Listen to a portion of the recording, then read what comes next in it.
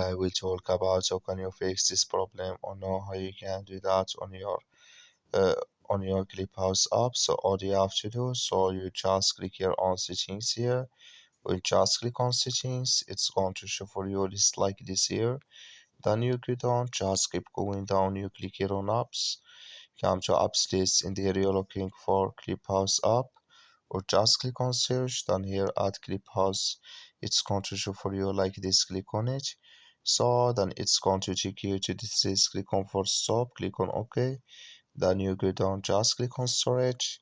Come to storage list here. You just click on clear cache. Then all you have to do, so you just go to your Play Store. Click here on Play Store here, and here you search here for Clubhouse. It's going to show for you like this. You will find here update. Click on it, then it's going to work with you.